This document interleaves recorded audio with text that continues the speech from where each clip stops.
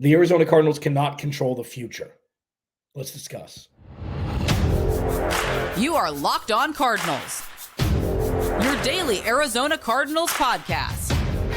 Part of the Locked On Podcast Network, your team every day.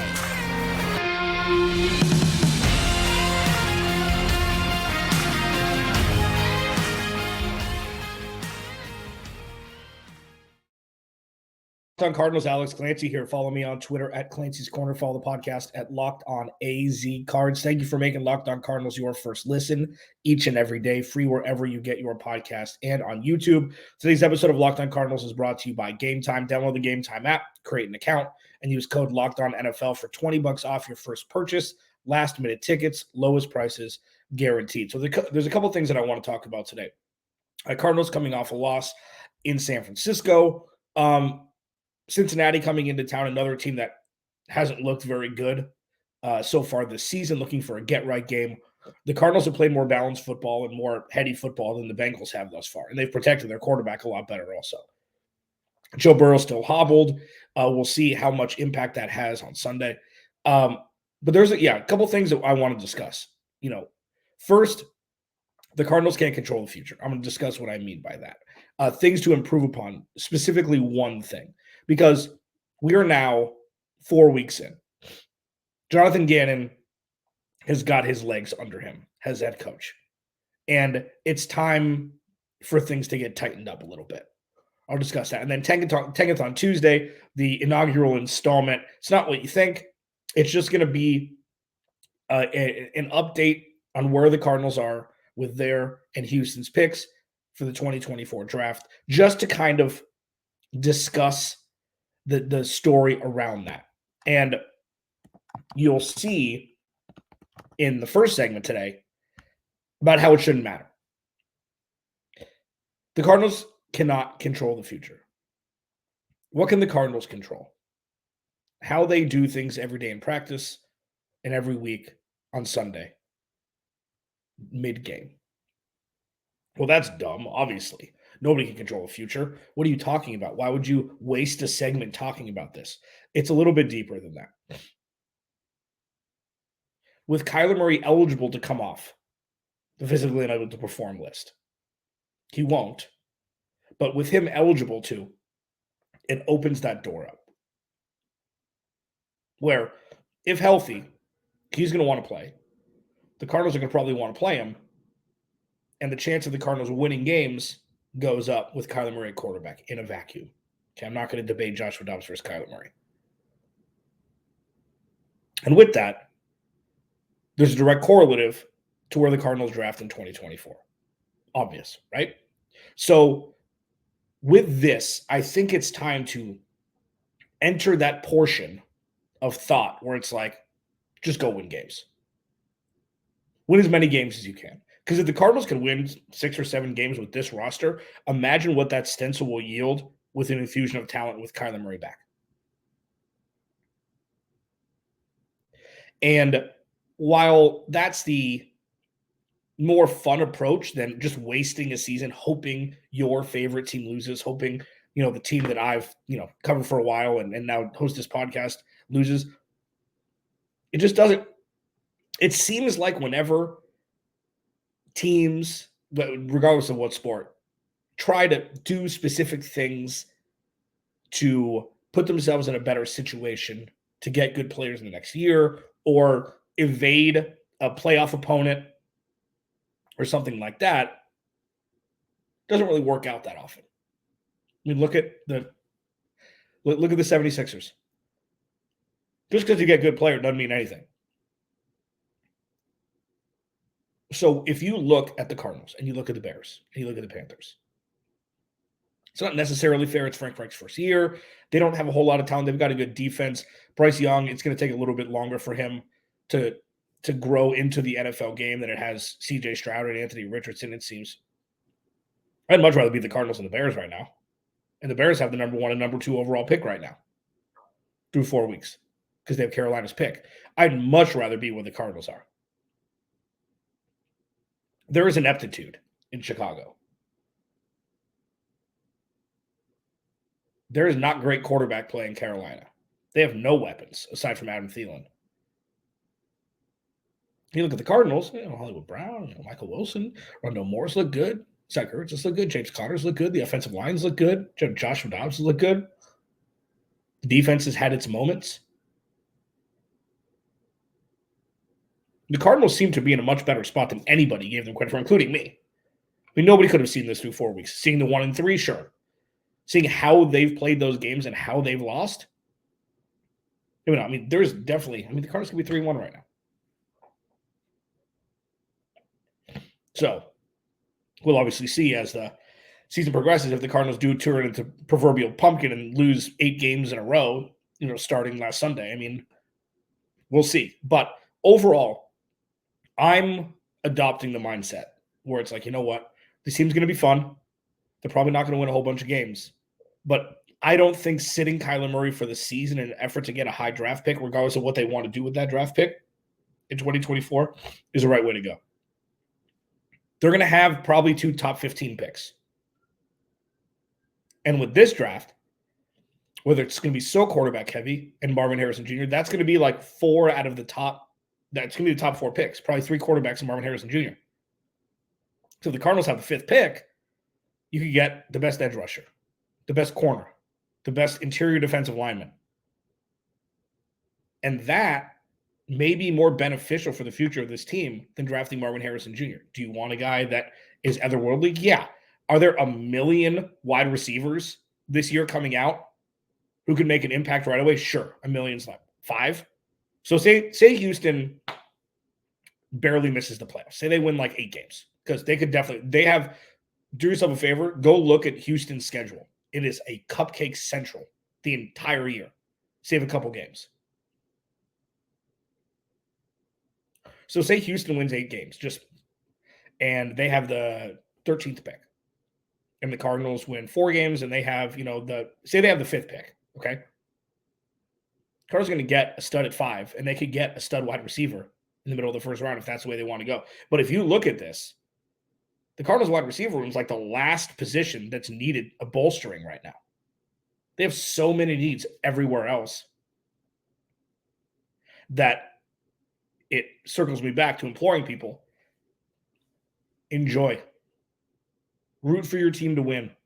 Every time the Cardinals win a game, it's not one of those things where it's like, oh, see, that week 18 win really screwed the Cardinals draft position. They have so many needs everywhere. It doesn't really matter where they draft.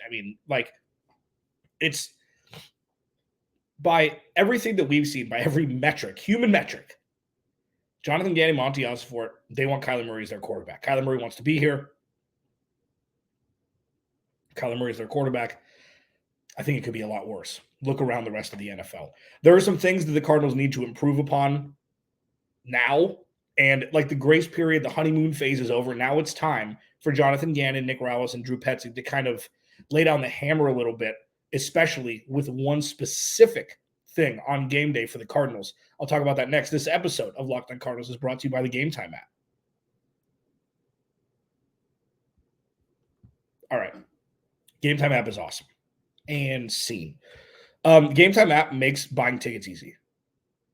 Okay? There's so many different things where you go to different websites, you try to find the best deals, you try to go all over the place. You don't know if you're going to get tickets, whatever it is. The Game Time app is the only ticketing app that gives you the complete peace of mind with your purchase. Okay, which is good to have, especially if you're spending some cheese on tickets. They have deals on tickets right up to the start of the event and even an hour after it starts. It's a place to find the last-minute seats, find exclusive flash deals and sponsored deals on tickets for football, basketball, baseball, concerts, comedy, theater, and more. With zone deals, you pick the section and Game Time picks the seats for an average of 18% savings. And the Game Time guarantee means you'll always get the best price. And if you find tickets in the same section and row for less, Game Time will credit you 110% of the difference. So take the guesswork out of buying tickets with Game Time. Download the Game Time app, create an account, and use code LOCKEDONNFL for $20 off your first purchase. Terms apply. But again, create an account, redeem code LOCKEDONNFL for $20 off. Download Game Time today. Last minute tickets, lowest price, guaranteed.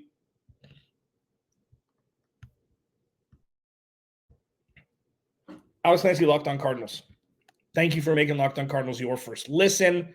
The Cardinals have been fun. They're one of the, backseat buzz teams that the national media is talking about. Hey, the Cardinals are fun. The Cardinals are playing with grit. The Cardinals are doing this. The Cardinals are being competitive. Those aren't things that you would hear adjective-wise surrounding the Arizona Cardinals over the last handful of seasons. Even if they were 7-0 and 10-2. Nobody believed it. Nobody believed it. And things are being built differently now. There is one thing that Jonathan Gannon needs to nip immediately. Penalties. It's time. And the opposing argument to this is, there's a lot of guys that probably wouldn't be playing meaningful snaps. And there's a reason why those guys haven't played meaningful snaps in the NFL, because they're not top-tier talent. I mean, it's just maybe the practice squad guys, fringe practice squad guys, journeymen, whatever. And players with less discipline. I'm not saying these players are, they don't work hard or, work out, practice hard, whatever it is. It just comes with the territory. Now, with that, Jonathan Gannon needs to tighten it up. The personal fouls is a theory-based thing. Week 1, you could tell it was like the movie. It was like The Longest Yard. When the first play of the game against the guards, all of the players went out and just beat the hell out of the guards. And the reason why I say that is Jonathan Gannon got them so juiced up for week 1, we're going to hit people. That's what he said. We're going to hit hard. Like that, it was just, he needed to kind of hone that back in. Because your White had the one against Sam Howell. Jalen Thompson had one later. But it seems like there just seems to be one personal foul a game by the Cardinals. It's got to stop. It's got to stop. And there are, the one thing that hasn't happened that we've been used to over the last handful of seasons are play calls not getting in on time, having to call timeouts. There are delayed games, things like I think there was one against San Francisco, but they're more fat trimming penalties, the more things that need to get sewn up and not so much the preparation before game time. But it's something that's institutional. That's something that Jonathan Gannon, that's one of his biggest, hurdles to overcome, is keeping this team militaristic when it comes to penalties. And it slowed down in the second half. I think they only had 50, just over 50 yards in penalties, 7 penalties, 50 yards. Started hot and heavy with that. They had over 100 yards in week 1, penalty-wise. It just hasn't been good. But with that, these are learning lessons. These are things that will slowly start to build the foundation for a functional organization. So it's good that it's happening now, but it's got to kind of slowly dwindle. That's something that needs to stop. One thing that the Cardinals have done very well is not turn the ball over, which is one thing that with an offensive line, new center, DJ Humphries, new right tackle in Paris Johnson Jr., never played an NFL game before this season. They've held up well to where Joshua Dobbs isn't getting, just punished every week. Joshua Dobbs is doing a good job of getting out of the pocket. Them not turning the ball over, that's institutional also. That's preparation. That's coaching. So while it's a double-edged sword, it's almost more difficult to keep your inferiorly talented team compared to, the average to above average teams in the NFL from turning the ball over much more than penalties. So it's just something that needs to get tightened up. And if the Cardinals can stop shooting themselves in the foot with that, maybe another step forward towards relevancy.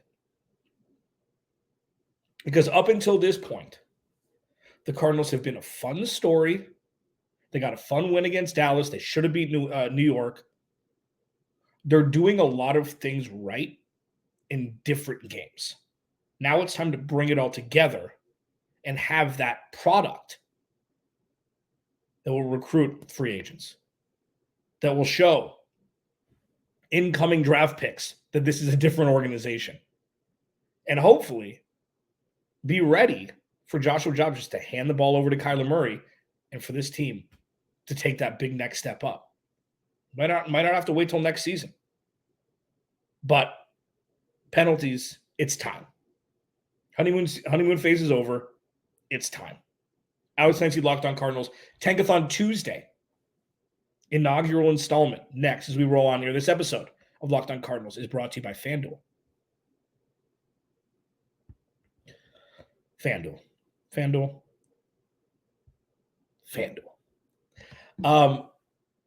You got to snap into action. NFL's in full swing heading into week 5 with FanDuel, America's #1 sportsbook. Right now, new customers get $200 in bonus bets guaranteed when you place a $5 bet. That's $200 in bonus bets, win or lose. If you've been thinking about joining FanDuel, there's no better time to get in on the action. Listen, the app is so easy to use. There's a wide range of betting options, including spreads, player props, over-unders, and more. So visit FanDuel.com/lockedon and kick off the NFL season. Again, new customers, $200 in bonus bets guaranteed when you place a $5 bet. I mean, that's absolutely insane. Visit FanDuel.com/lockedon and kick off the NFL season. FanDuel, official partner of the NFL. Locked On Cardinals, Alex Clancy here. Please go to the YouTube channel, like, subscribe, turn notifications on. You can leave a review if you want, wherever you get your podcasts, iTunes, whatever it may be. I'm just happy that you're here. Interesting matchup coming up on Sunday with Cincinnati coming in town. Cincinnati's been rough to watch through the first couple weeks. Sure, Joe Burrow's been hurt, which obviously is a huge catalyst for that. But it'll be an interesting matchup. We'll break it down. Jake Lisco and James Rapine from Locked On Bengals will link up with them on Thursday to give, their look at coming to State Farm Stadium and the matchup on Sunday. Tankathon Tuesday, what is this? So the famous website Tankathon gives you up-to-date draft order for all the sports, okay? And I just think that going into week 5, it's just good to keep an eye out on what's going on. And going back to my first segment, this shouldn't be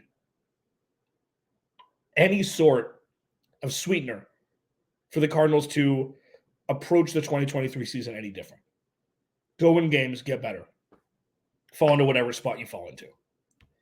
But as of now, the Cardinals have the 9th, their own, and 13th picks with Houston. Okay. Now with that, there's 2 4-0 teams left.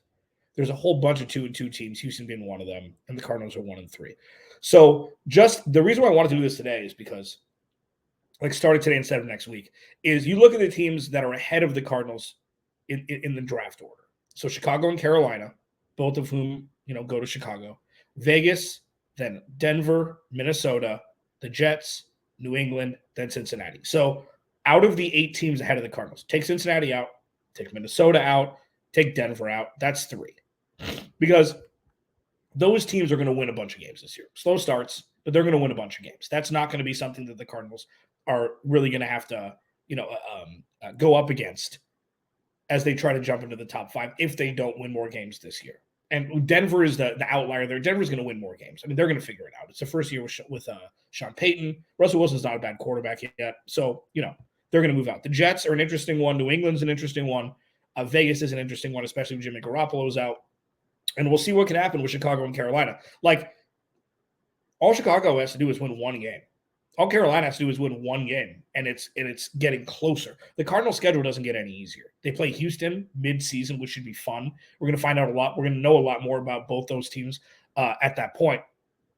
But, I see this as the Cardinals probably having the 5th overall pick right now, even though it says 9, because 3 of those teams, if not 4, will definitely win more games than the Cardinals this year. And then we'll see what happens with Houston. This segment, 8 weeks from now, is going to be a lot more telling. But I want to reiterate this, that you cannot control what happens in the future. You can only control Jonathan Gannon, Monty Ossenfort, Drew Petzing, Nick Rallis, how to make this team better and position themselves from a more cohesive, balanced, and mature standpoint to get them ready for the future. And if a bunch of wins come along the way, if they win 5 or 6 games this year, cool. That means that maybe they're further along than they thought. But to play the game of, is Kyler Murray going to come back? Should he come back week 10? Should he come back week 9? Should he come back after the bye? That's only a couple games. Should they just sit him the entire year? Whatever's going to happen is going to happen. If Kyler Murray's healthy and they want to play him, they're going to play him. If he's not healthy and he sits the rest of the year, fine. But the speculation surrounding that was a bad win for the Cardinals. If they were 0-4 right now, they'd have a better chance at the top pick. Squash it. Go out, make this team better today, and it'll pay much more dividends in the future than getting a couple higher draft picks, a couple slots higher. Alex Clancy, Locked On Cardinals. I'll talk to you tomorrow.